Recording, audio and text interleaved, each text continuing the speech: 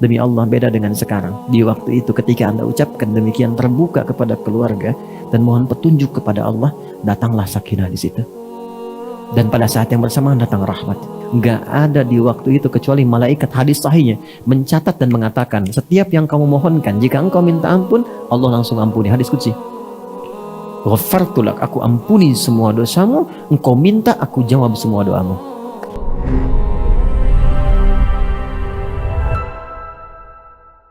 Ada apa di tahajud ini? Allah sudah janjikan ada waktu-waktu yang spesial, yang kalau bahkan keluarga bisa melakukannya, yang pertama Allah berikan ketenangan dalam hati satu keluarga itu. Nah, ketenangan ini yang dibutuhkan dalam rumah tangga. Ini sakinah yang Anda dambakan. Jadi ketenangan itu maksudnya ketenangan untuk melahirkan kemampuan mengatasi persoalan dalam kehidupan. Nah, ketenangan yang datang setelah kesulitan itu pergi itu disebut sakinah namanya. Ketenangan yang datang lewat ibadah disebut tumakninah namanya. Nah, kita butuh sakinah untuk mengolah semua persoalan supaya mudah diatasi. Karena kadang-kadang ketika Anda punya masalah dan berdoa, kadang Allah nggak langsung kasih solusi. Tapi bentuk yang kedua, Allah kuatkan hati Anda sehingga mampu mengatasi persoalan itu. Itu yang mahal. Masalahnya nggak langsung selesai. Tapi Anda tuh bisa sabar menjalani itu. Terus kan meningkat kemampuannya. Sehingga dengan itu ketika mampu melewati tantangan yang ini, di depan ada tantangan baru, Anda sudah punya energi lebih besar untuk menghadapinya. Itu yang mahal. Nah, ini kalau kompak dihasilkan sejak awal, maka ketika bangun yang pertama diberikan ketenangan. Apa rumus hadisnya? Prakteknya, sholat tahajud itu bisa berjamaah untuk berlatih. Kita temukan Quran di hadis ya, hadis dulu. Hadisnya diriwayatkan oleh Imam Abu Daud di kitab Sunan Abu Daud. Nama aslinya Abu Daud ini aslinya Sulaiman dari Sijistan, dikenal dengan Sulaiman As-Sijistani. Beliau itu punya kemampuan hafal hadis luar biasa, sampai kalau disebutkan cepat jawab. Ini sahih, ini dhaif, ini asalnya begini, ini sanadnya begini. Lunak lisannya terhadap hadis. Ada nabi yang melunakkan besi disebut Nabi Daud, maka ada orang komen di masa itu kalau ada Nabi Daud yang melunakkan besi, maka ini lisannya mampu melunakkan hadis dengan mudah. Maka dikenallah dengan Imam Abu Daud. Ada juga yang mengaitkan kepada keturunan. Nama aslinya Sulaiman As-Sijistani. Menulis kitab namanya Sunan. Sunan itu kitab hadis yang disusun berdasarkan urutan fikih. Jadi kalau Anda ingin tahu cara sholat, cara wudhu yang benar, nyambungnya jangan ke Al-Bukhari dulu. Buka kitab Sunan. Jelas ya? Misal, pengen tahu caranya turun dari i'tidal, mau sujud nih, lutut dulu atau telapak tangan dulu. Anda kalau buka di Al-Bukhari, sampai kiamat kurang 2 hari, nggak akan ditemukan. Karena memang nggak ada. Adanya di kitab ini. Ini bukan masalah sahih dhaifnya. Nomor hadis 1367, saya cepat. Rawinya Ibnu Abbas radhiyallahu ta'ala anhuma. Qala, kana an-nabiy sallallahu alaihi wasallam idza istayqadha min nawmihi fajalasa. فمسح بيده من أثر نومه فقرأ خواتم سورة آل عمران فذهب إلى الشن المعلقة فتوضأ. Adalah kebiasaan Nabi sallallahu alaihi wasallam. Seorang nabi ahli surga dekat dengan Allah, dijamin surganya, turun surah surga satu surah Al-Kautsar sebelum wafatnya. Dengan semua itu masih mau menunaikan tahajud jadi kebiasaan. Ada orang bukan di sini, bukan nabi, bukan rasul, surga belum jelas, nggak ada pujian dari Quran. Belum juga jelas ada jaminan surga untuknya. Cita-cita masuk surga Firdaus, pengen bersama Nabi. Tapi untuk sekedar sholat fardu masih tertinggal. Bukan di sini ya. Di luar gitu ya. Nah, itu yang kita doakan, kita bawa. Nah, sekarang kebiasaannya apa? Kalau bangun beliau duduk dulu. Nah, bangun untuk tahajud, jangan bangun langsung baca doa. Sadar dulu. Itu Islam itu logis sekali. Ya? Jadi bangun itu pasti ada suasana ngantuknya. Ini bukan bangun alhamdulillah. Mana? Bangun jam 6. Sadar dulu. Nah, lalu hilangkan bekas ngantuk dengan tangan yang diduga bersih. Kalau belum bersih, cuci dulu. Baru hilangkan bekas ngantuk. Karena nanti ada hadis lain, kalau engkau bangun dari tidur, maka cucilah dulu tanganmu karena engkau tidak tahu kemana dia berkelana saat tidur. Ya? Nah, itu terjemahan kurang lebih. Maka hilangkan bekas ngantuk. Setelah itu, untuk menguatkan, baca akhir surah Ali Imran ayat 190 sampai 200. Nanti lain waktu kita belajar tentang ini. Baru baca alhamdulillahilladzi ahyana ba'dama amatana wa ilaihil nusyur. Maka beliau pergi ke tempat tertutup untuk berwudu. Kalau ada hadas yang besar, Misalnya antara suami istri, maka mandi terlebih dahulu. Kemudian apa kata Ibnu Abbas? Beliau pergi ke musalla, tempat sholatnya, lalu aku mengikuti di belakangnya. Ibnu Abbas waktu itu usianya belum balik. Anak ini baru sekitar 4-5 tahun usianya. Tapi sejak kecil didekatkan dengan Nabi. Jadi kayak gini Bu, Pak. Kalau sedang taklim teman-teman diajak. Jadi kenalnya sama Rasulullah. Dan apa yang didekatkan, itu yang ditokohkan. Anak-anak kan begitu kan? Didekatkan ke Tayo, dia tahu Tayo kan? Tayo, Robokarpoli, Embers, ya, dan sebagainya. Tapi kalau didekatkan dengan sosok-sosok ideal misalnya, kenalkan, ini loh, ahli Quran, ini begini. Nanti tertanam di benaknya, pengen seperti itu. Ibnu Abbas dulu begitu. Jadi hadis tentang bangun tidur diriwayatkan oleh anak kecil usia kurang lebih 4-5 tahun. Lalu ngikut Nabi di belakang, sholat di belakang Nabi. Nabi sholat, ikut di belakang. Karena tahu ada anak kecil di belakang, fikih. Anak yang belum balik, yang belum bisa mengontrol dirinya, kalau ada sesuatu yang diduga bermasalah, maka jangan tinggalkan di belakang, dekatkan samping orang dewasanya. Maka dibuatlah baris jajar. Gitu. Gitu ya? Itu sampai sebegitu detailnya tuh di Quran. Ya, di hadis Nabi contohkan. Jadi dari sini kita banyak belajar tuh. Nanti boleh saf bersamaan sejajar kalau makmumnya satu. Kalau imam kan jelas satu ya. Baik ya, makmumnya satu boleh sejajar. Nanti kita belajar. Tapi hadis ini sekaligus menunjukkan kebolehan sholat malam berjamaah. Jelas ya? Ibnu Abbas itu siapa? Keponakan Nabi. Ini latihan di keluarga. Dan pernah ada sahabat-sahabat juga, Al-Bukhari nomor hadis 2010. Ya, sampai dengan 2012. Sampai dari Aisyah, radhiyallahu ta'ala anha, Sayyidah Aisyah, sampai ke hadisnya Umar bin Khattab. Ada beberapa sahabat datang ke Nabi SAW. Pengen tahu cara sholat malamnya Nabi. Maka bertanya, bagaimana sholat malamnya Nabi? Kata Sayyidah Aisyah, la tas'al an husnihinna wa tulihinna. Yusalli arba'an, thumma yusalli thalathan. Aduh, jangan tanya deh, panjang dan bagusnya. Indah sholatnya Nabi.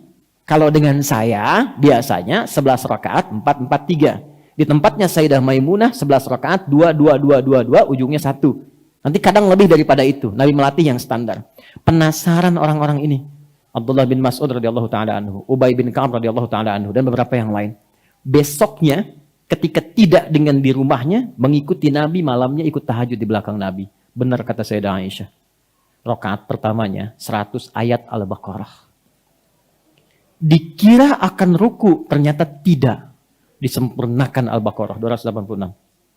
Dikira akan ruku, udah siap-siap, nyambung Ali Imran. Rakaat pertama. Dikira akan ruku, nyambung An-Nisa sampai ayat 176, 5 juz 4 halaman. Baru habis An-Nisa, ruku, Allahu Akbar. Besoknya gak ikutan lagi tuh. Tapi ini menunjukkan kebolehan salat berjamaah, tahajud untuk melatih diri, mendapatkan kekhusyuan, mendapatkan bacaan yang menenangkan. Nah, saya mau katakan nanti kalau ada yang tanya, apa dalilnya tahajud berjamaah? Anda sampaikan, hadis riwayat fulan, nomor sekian, oh sekian. Ayatnya Quran surat sekian, surat sekian. Tahu dari mana? Udah tanya Ustaz Adi. Ada dalilnya ya? Jadi nggak semua kita tempatkan, nggak ada dalil, nggak ada contoh, nggak dikerjakan. Tidak, ada skemanya.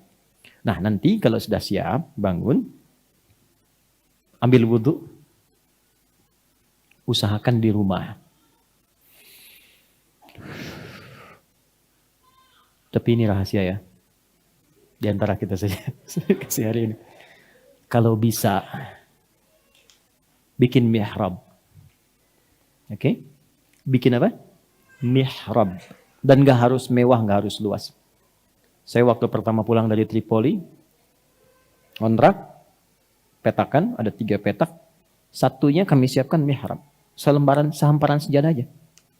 Mihrab itu tempat yang disebut dalam Al-Quran yang mempercepat terkabulnya doa, please mendatangkan rizki yang melimpah. Itu ada di Quran surah ketiga Ali Imran ayat 37.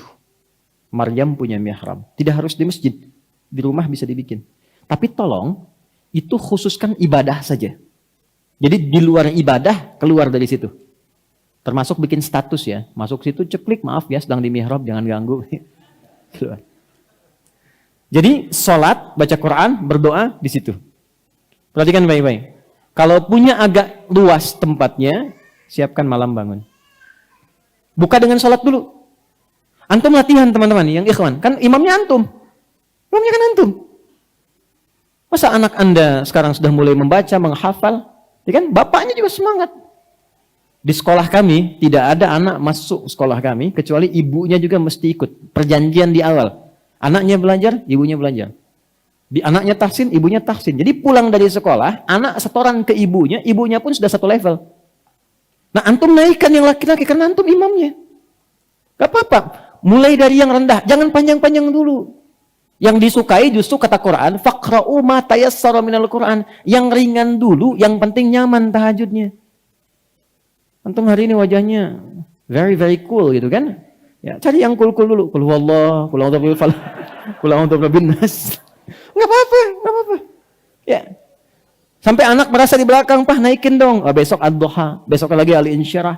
Kalau bisa sambil dibacain tuh nanti. Jadi sebelum tidur bacain sebelum tidur. Ini surat ini berkisah tentang ini. Ceritain, yang pendek aja dulu. Nanti malamnya dibaca. Jadi anak itu mendapatkan bacaan plus maknanya. Nah, setelah mendapatkan ketenangan, maaf ya, jangan ngambil yang ideal dulu, 11 misalnya. Capean nanti. 3 rakaat aja dulu. Dan bangunnya, nggak usah terlalu jauh ke subuh. Kalau subuh 4.35, mulai sholat tuh jam 4 aja dulu. Nanti berhenti di jam 4 misalnya, lewat 20. Ya, ada 15 menit tersisa. Supaya nggak terlalu jauh dengan subuh. Bangun jam 2, sholat jam 3, tidur lagi setengah 4, bangun jam 6. Ideal. Pepetin dulu ke subuh. Jurusnya tuh pepetin ke subuh. Supaya saat bangun, nggak terlalu jauh ke subuh jaraknya. Begitu sudah mendapatkan kenikmatan dalam sholat, jiwanya tenang. Ini yang saya maksudkan. Kita cepat, masuklah ke sini sahar. Apa yang dikerjakan di sahar ini? Yuk baca ayatnya, ayat 18. Quran surah 51, ayat 18. Wabil ashari hum yastaghfirun. Ada ayatnya? Oke ya, Quran surah 51 ayat 18. Wabil ashari hum yastaghfirun. Dan ketika masuk di waktu sahar, hum itu artinya mereka. Kalau mereka banyak kan? Kita bawa ke keluarga definisinya. Dan ketika masuk waktu sahar, keluarga itu kompak yastaghfirun, mengoreksi diri, bermuhasabah, bermohon kebaikan kepada Allah. Caranya bagaimana? Tuh. Pak, maaf teman-teman, agak hening sebentar. Karena nggak mudah ini, butuh ketenangan, kesungguhan, ketulusan. Setiap personalnya membuka diri. Suami, istri, anak-anak, siapa duduk? Mulai dari ayahnya. Ma, mohon maaf selama ini mungkin belum menjadi ayah yang baik. Tidak seperti mungkin yang penuh kau harapkan. Anak-anak, papa mohon maaf. Mungkin dibalik kesibukan belum membersamai. Banyak hal-hal yang kalian inginkan belum papa penuhi. Belum mampu membuat kalian dekat dengan Allah secara baik. Setelah itu, alihkan kepada Allah. Ya Allah, ampuni saya ya Allah. Mohon jadikan ringan hisab keluargaku. Dan jangan jadikan ya Allah, maksiat yang aku kerjakan menular kepada keluargaku. Ampuni aku yang mungkin karena salahku istriku banyak berbuat maksiat. Ampuni yang mungkin karena salahku anak-anak jauh ya Allah. Anak-anakku jauh darimu. Mintakan ampunan kepada Allah dalam suasana waktu itu. Demi Allah beda dengan sekarang. Di waktu itu ketika Anda ucapkan demikian terbuka kepada keluarga dan mohon petunjuk kepada Allah, datanglah sakinah di situ. Dan pada saat yang bersamaan datang rahmat. Lalu istri menyusul, Pak, Mama juga minta maaf. Selama ini banyak berbuat salah. Banyak berbuat hal yang tidak penting dalam hidup. Anak-anak Mama mohon maaf. Yang paling indah itu ketika anak Anda mengatakan, bahkan si kecil, Ma, Pak, mohon maafkan Nanda selama ini kurang baik sama Mama dan Papa. Kurang rajin sholatnya, kurang banyak doanya. Demi Allah, ketika semuanya sudah berkata, lalu duduk mengatakan, Ya Allah, ampuni kami, Ya Allah. Ampuni kami, Ya Allah. Sayangi kami, Ya Allah. Astagfirullah. Astagfirullah. Duduk semua. Enggak ada di waktu itu kecuali malaikat, hadis sahihnya mencatat dan mengatakan, setiap yang kamu mohonkan, jika engkau minta ampun, Allah langsung ampuni. Hadis qudsi. Ghafartu lak, aku ampuni semua dosamu, engkau minta, aku jawab semua doamu.